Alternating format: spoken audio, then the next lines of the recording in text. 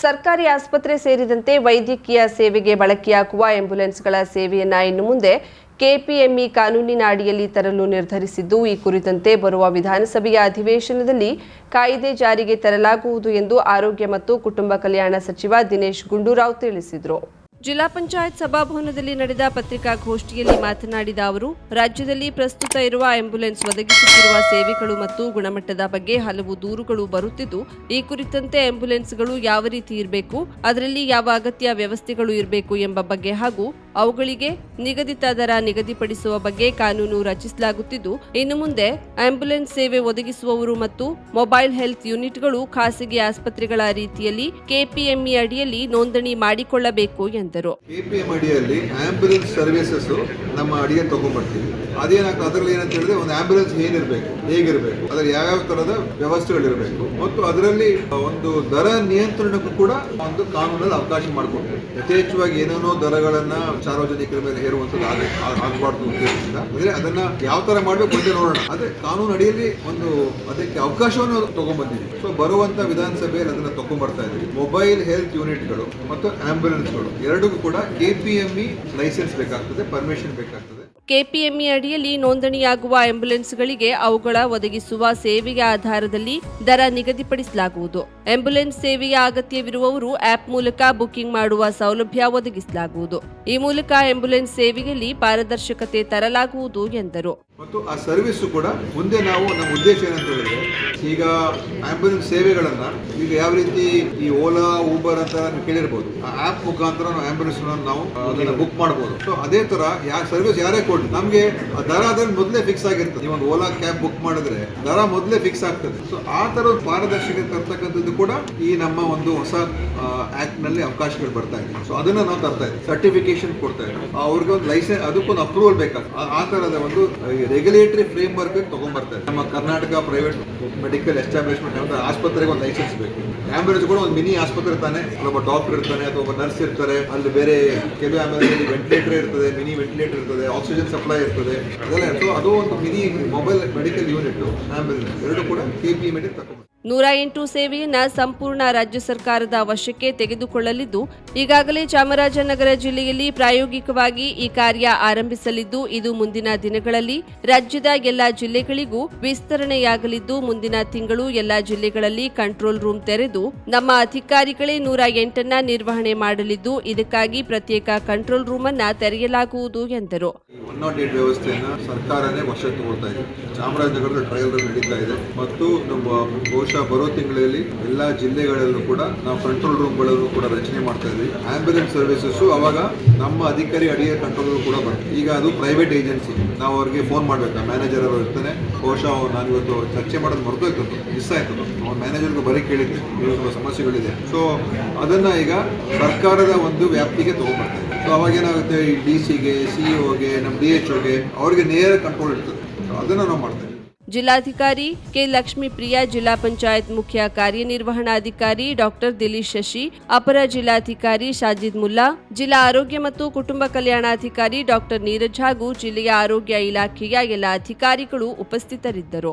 ಕಾರವಾರದ ಜಿಲ್ಲಾ ಆಸ್ಪತ್ರೆಯನ್ನ ಕಾರವಾರ ವೈದ್ಯಕೀಯ ವಿಜ್ಞಾನಗಳ ಸಂಸ್ಥೆಯಲ್ಲಿ ವಿಲೀನ ಮಾಡೋದ್ರಿಂದ ಶಿರಸಿಯಲ್ಲಿನ ಆಸ್ಪತ್ರೆಯನ್ನ ಜಿಲ್ಲಾ ಆಸ್ಪತ್ರೆಯಾಗಿ ಅಭಿವೃದ್ಧಿ ಮಾಡಲಾಗುವುದು ಎಂದು ಆರೋಗ್ಯ ಮತ್ತು ಕುಟುಂಬ ಕಲ್ಯಾಣ ಇಲಾಖೆಯ ಸಚಿವ ದಿನೇಶ್ ಗುಂಡೂರಾವ್ ಹೇಳಿದರು.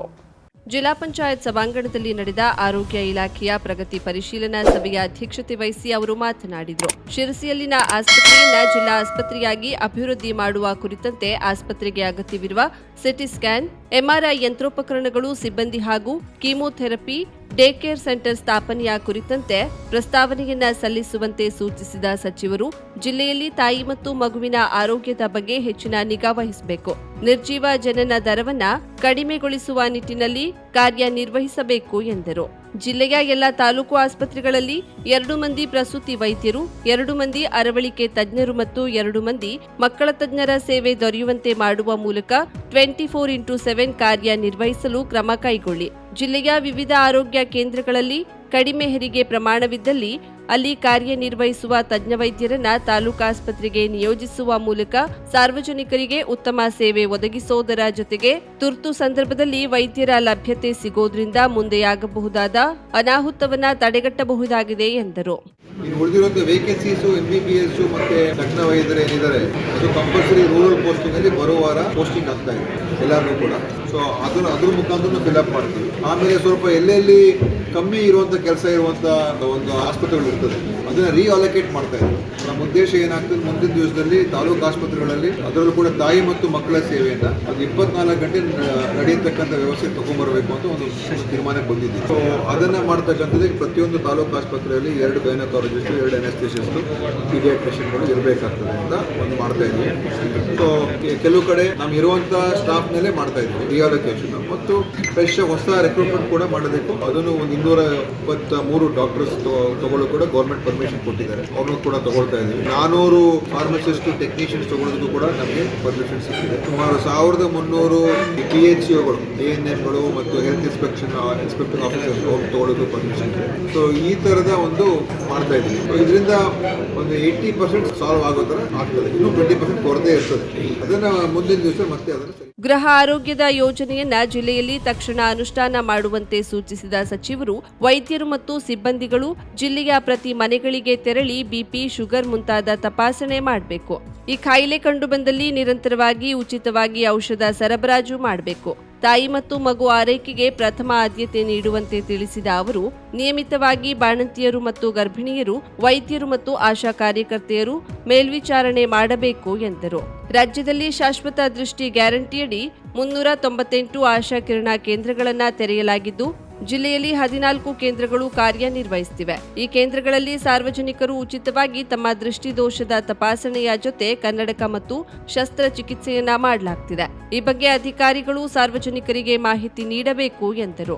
ಜಿಲ್ಲೆಯಲ್ಲಿ ಈಗಾಗಲೇ 52 ಗ್ರಾಮ ಪಂಚಾಯತ್ಗಳು ಕ್ಷಯಮುಕ್ತ ಗ್ರಾಮಗಳಾಗಿದ್ದು ಜಿಲ್ಲೆಯನ್ನ ಕ್ಷಯಮುಕ್ತ ಜಿಲ್ಲೆಯನ್ನಾಗಿ ಮಾಡಲು ಶ್ರಮ ವಹಿಸಬೇಕು ಎಂದ ಅವರು ಡಾಕ್ಟರ್ ಪುನೀತ್ ರಾಜ್ಕುಮಾರ್ ಹೃದಯ ಜ್ಯೋತಿ ಯೋಜನೆಯನ್ನ ಎಲ್ಲ ತಾಲೂಕು ಆಸ್ಪತ್ರೆಗಳಿಗೂ ವಿಸ್ತರಿಸಲಾಗುವುದು ಎಂದರು. ಸಚಿವರು ಕೂಡ ಹೇಳಿದ್ದಾರೆ, ಮಕ್ಕಳ ವೈದ್ಯವರು ಅಲ್ಲಿ ಒಂದು ಎಂಡೋಸಲ್ಫಾನ್ಗೆ ಒಂದು ಪ್ರತ್ಯೇಕವಾದಂತಹ ಒಂದು 100 ಬೆಡ್ಡಿನ ಒಂದು ಸೌಲಭ್ಯ ನೀಡುವಂತ ಅವರಿಗೆ ಚಿಕಿತ್ಸೆ ಮತ್ತು ಅವರಿಗೆ ಆರೈಕೆಯನ್ನು ನೀಡತಕ್ಕಂಥದ್ದು ಬೇಕಾಗಿದೆ ಅಂತ ನಾನು ಕೂಡ ಅದಕ್ಕೆ ಸಹಮತ ಇದೆ. ಅದರಿಂದ ನಾನು ಮುಂದಿನ ಪ್ರಸ್ತಾವನೆಗಳಲ್ಲಿ ನಾನು ಅದನ್ನ ಇಡ್ತಾ ಇದ್ದೀನಿ. ಮುಖ್ಯಮಂತ್ರಿ ಅನುಮೋದನೆ ಎಲ್ಲ ಬೇಕಾಗುತ್ತೆ, ಆದರೆ ಖಂಡಿತವಾಗಿಯೂ ಅದರ ಒಂದು ಅವಶ್ಯಕತೆ ಇದೆ. ಯಾಕಂತ ಹೇಳಿದ್ರೆ 1000 ಜನ ಇದ್ದಾರೆ ಎಂಡೋಸಲ್ಫಾನ್ ಪೀಡಿತರು. ಅವರಿಗೆ ಪಾಪ ನೋಡ್ಕೊಳ್ಳೋದಕ್ಕೆ ಜನ ಇರೋದಿಲ್ಲ, ಬಹಳ ಕಷ್ಟದಲ್ಲಿರ್ತಾರೆ. ಸೊ ಅವ್ರಿಗೊಂದು ಸೌಲಭ್ಯವನ್ನು ನೀಡತಕ್ಕಂಥದ್ದು ಬಹಳ ಮುಖ್ಯ ಇದೆ. ಮಗನ ಕಾಯಿಲೆ ಬಗ್ಗೆ ಈಗಾಗಲೇ ನಾನು ಹಿಂದಿನ ಸ್ಪಷ್ಟೀಕರಣ ಕೊಟ್ಟಿದ್ದೀನಿ, ಮಾತಾಡಿದ್ದೀವಿ. ಈ ವರ್ಷನೂ ಕೂಡ ನಾವು ಮುಂಜಾಗ್ರತೆ ಕ್ರಮಗಳನ್ನ ನವೆಂಬರ್ ತಿಂಗಳಲ್ಲೇ ಪ್ರಾರಂಭ ಮಾಡಬೇಕು. ಅಂದ್ರೆ ಕಳೆದ ವರ್ಷ ನವೆಂಬರ್ ತಿಂಗಳಲ್ಲೇ ಪ್ರಾರಂಭ ಮಾಡಬೇಕು. ಯಾಕಂತ ಹೇಳಿದ್ರೆ ಇದರ ಬಗ್ಗೆ ಎಚ್ಚರಿಕೆ ಇರಬೇಕು. ಸೊ ಅದು ಮಾಡಿ ನಾನು ಸಭೆ ಮಾಡಿ ಮತ್ತೆ ಅಧಿಕಾರಿಗಳಿಗೆಲ್ಲ ಹೇಳಿ ಏನೇನು ಬೇಕೆಲ್ಲ ಇಟ್ಕೊಂಡಿರ್ಬೇಕು ಅಂತ ಹೇಳಿ. ಆದ್ರೂ ಕೂಡ ಕೆಲವು ಜನ ತೀರೋಗಿ, ಆದ್ರೆ ಹೋದ ವರ್ಷಕ್ಕೆ ಹೋಲಿಕೆ ಮಾಡಿದ್ರೆ ಈ ವರ್ಷ ಅದಕ್ಕಿಂತ ಕಮ್ಮಿ ಆಗಿದೆ. ಮತ್ತು ಶಿರ್ಸಿ, ಸಿದ್ದಾಪುರದಲ್ಲಿ ಅವ್ರಿಗೊಂದು ಲ್ಯಾಬ್ ಬೇಕಾಗಿತ್ತು ಅಂತ ತೀರ್ಮಾನ ಮಾಡಿದ್ದು. ಶಿವಮೊಗ್ಗದಲ್ಲಿ ಒಂದಿದೆ, ಇಲ್ಲೂ ಮಾಡಬೇಕು ಅಂತ. ಅಲ್ಲಿಗೆ ಒಂದು ಎಕ್ವಿಪ್ಮೆಂಟ್ ಎಲ್ಲ ಕೊಟ್ಟಾಗಿದೆ. 30 ಲಕ್ಷ ರೂಪಾಯಿಗೆ ಅವ್ರಿಗೆ ಏನು ಅಗತ್ಯ ಇರುವಂತ ಎಕ್ವಿಪ್ಮೆಂಟ್ ಕೊಟ್ಟಿದ್ದೀವಿ. ಆದ್ರೆ ಸಿಬ್ಬಂದಿ ಮೈಕ್ರೋಬಯಾಲಜಿಸ್ಟ್ ಎಲ್ಲ ಬೇಕಾಗಿದೆ ಅಂತ ಹೇಳಿದ್ರೆ ಅದನ್ನು ಕೂಡ ನಾನು ಮಾಡಿಸ್ಕೊಡ್ತೀನಿ. ಸೊ ಮತ್ತೆ ಇದ್ರ ಬಗ್ಗೆ ವ್ಯಾಕ್ಸಿನ್ ಬಗ್ಗೆ ಈಗಾಗಲೇ ಸಂಶೋಧನೆ ನಡೀತಾ ಇದೆ. ನಾನು ದೆಹಲಿಗೆ ಹೋಗಿದ್ದೆ, ICMR ಜೊತೆ ಕೂಡ ಮಾತಾಡ್ಕೊಂಡು ಬಂದಿದ್ದೆ.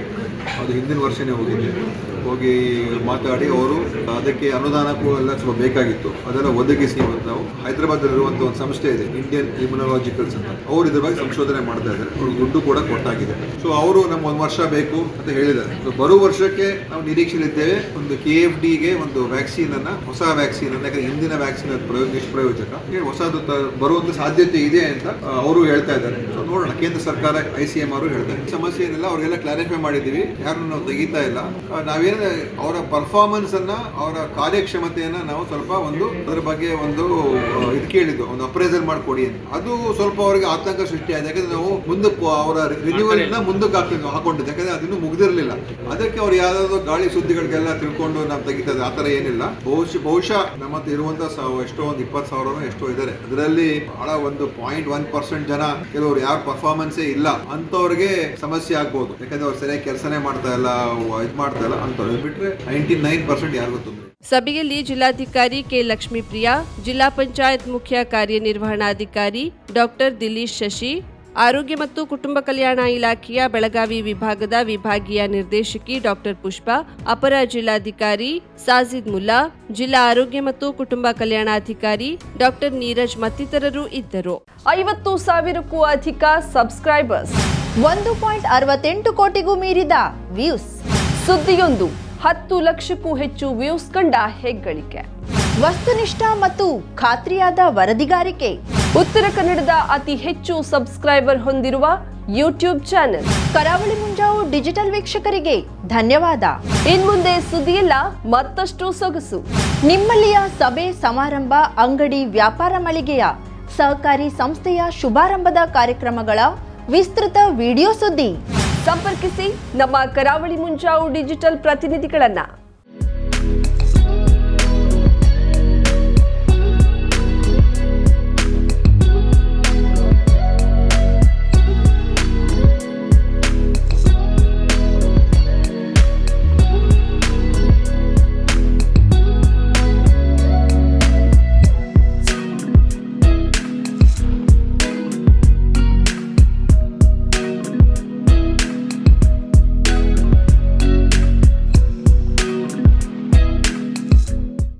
ಸಮಾರಂಭ ನಿಮ್ಮದು, ಸಂಭ್ರಮ ನಮ್ಮದು.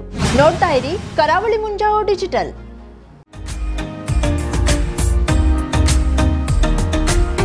ಮಿಲನ್ ಎಂಟರ್ಪ್ರೈಸಸ್ ಬೃಹತ್ ಎಲೆಕ್ಟ್ರಾನಿಕ್ ಹಾಗೂ ಫರ್ನಿಚರ್ ಮಳಿಗೆ. ಉತ್ತರ ಕನ್ನಡ ಜಿಲ್ಲೆಯಲ್ಲೇ ಅತಿ ಹೆಚ್ಚು ಮಳಿಗೆಗಳನ್ನ ಹೊಂದಿರುವ, ಅತಿ ಹೆಚ್ಚು ಸಂತೃಪ್ತ ಗ್ರಾಹಕರನ್ನ ಹೊಂದಿರುವ ಮೂಲಕ ಹೆಗ್ಗಳಿಕೆಗೆ ಪಾತ್ರವಾಗಿರುವ ಏಕೈಕ ಸಂಸ್ಥೆ ಮಿಲನ್ ಎಂಟರ್ಪ್ರೈಸಸ್. ನಮ್ಮ ಮಳಿಗೆಗಳಲ್ಲಿ ಪ್ರಸಿದ್ಧ ಕಂಪನಿಗಳ electronic refrigerator, washing machine, LED TV, ಎಸಿಗಳು ಲಭ್ಯ. ಭಾರತದ ಕರಾವಳಿ ಹವಾಮಾನಕ್ಕೆ ಹೊಂದಿಕೊಳ್ಳುವ ನಂಬರ್ 1 ಬ್ರ್ಯಾಂಡ್ ಆದ ಗೋದ್ರೇಜ್ ಕಂಪನಿಯ ಕಪಾಟು, ಆಫೀಸ್ ಟೇಬಲ್, ಆಫೀಸ್ ಚೇರ್, ಬ್ಯಾಂಕ್ಗಳಿಗೆ ಹಾಗೂ ಚಿನ್ನದ ಅಂಗಡಿಗಳಿಗೆ ಬೇಕಾಗುವ ಸೇಫ್ ಲಾಕರ್ಗಳು ಅತಿ ಕಡಿಮೆ ಬೆಲೆಯಲ್ಲಿ ಲಭ್ಯವಿದೆ. Teak wood sofa set, wooden dining table ಹಾಗೂ ಗ್ರಾಹಕರಿಗೆ ಬೇಕಾಗುವ ಅಳತೆಯಲ್ಲಿ ನಿಮ್ಮ ಮನೆಗೆ ಹೊಂದಿಕೊಳ್ಳುವ ಹಾಗೆ ಫರ್ನಿಚರ್ ಗಳನ್ನ ಮಾಡಿಕೊಡಲಾಗುವುದು. ಕಸ್ಟಮೈಸ್ಡ್ ಕಿಚನ್, ವಾರ್ಡ್ರೋಬ್ ಗಳನ್ನ ಅತಿ ಹೆಚ್ಚು ವರ್ಷಗಳ ಕಾಲ ಬಾಳಿಕೆ ಬರುವ ಹಾಗೆ ವಾರಂಟಿಯೊಂದಿಗೆ ಮಾಡಿಕೊಡಲಾಗುವುದು. ನಮ್ಮಲ್ಲಿ ಡ್ಯೂರಾಫ್ಲೆಕ್ಸ್, ಗೋದ್ರೇಜ್ ಕಂಪನಿಯ memory foam mattress, orthopaedic mattress, spring ಮ್ಯಾಟ್ರೆಸ್ಗಳು ಕಡಿಮೆ ಬೆಲೆಯಲ್ಲಿ ಲಭ್ಯ. ವಿವಿಧ ಕಂಪನಿಗಳ ನವೀನ ಮಾದರಿಯ mixer, grinder, fan, cooker, tawa, flask, micro ಓವೆನ್ಗಳು ಲಭ್ಯವಿದೆ. 0% ಬಡ್ಡಿಯೊಂದಿಗೆ ಸ್ಥಳದಲ್ಲಿಯೇ ಬಜಾಜ್ ಫೈನಾನ್ಸ್ ನಿಂದ ಸಾಲ ಸೌಲಭ್ಯವಿದೆ. ಮಿಲನ್ ಎಂಟರ್ಪ್ರೈಸಸ್ ನಲ್ಲಿ ಖರೀದಿ ಮಾಡುವ ಗ್ರಾಹಕರಿಗೆ ಡಿಸ್ಕೌಂಟ್ ಮತ್ತು ಗಿಫ್ಟ್ ಜೊತೆಗೆ ಪ್ರತಿ 2,000 ರೂಪಾಯಿಗಳ ಖರೀದಿಗೆ ಒಂದು ಬಂಪರ್ ಲಕ್ಕಿ ಡ್ರಾ ಕೂಪನ್ ನೀಡಲಾಗುವುದು. ಈ ಲಕ್ಕಿ ಡ್ರಾ ನಲ್ಲಿ 7 ಲಕ್ಷದವರೆಗೆ ಬಹುಮಾನ ಗೆಲ್ಲುವ ಅವಕಾಶ ನಿಮ್ಮದಾಗಿರುತ್ತದೆ. ಲಕ್ಕಿ ಡ್ರಾದಲ್ಲಿ 1 ಕಾರ್, 2 ಬೈಕ್ ಮತ್ತು ರೆಫ್ರಿಜರೇಟರ್, ವಾಷಿಂಗ್ ಮಷೀನ್ ಸೇರಿದಂತೆ 30 ಲಕ್ಕಿ ಗ್ರಾಹಕರಿಗೆ ಬಹುಮಾನ ಗೆಲ್ಲುವ ಅವಕಾಶ. ಗ್ರಾಹಕರ ಸಂತೃಪ್ತಿಗೆ ನಮ್ಮ ಮೊದಲ ಆದ್ಯತೆ ಎನ್ನುವುದು ಮಿಲನ್ ಎಂಟರ್ಪ್ರೈಸಸ್ ನ ವಾಕ್ಯ.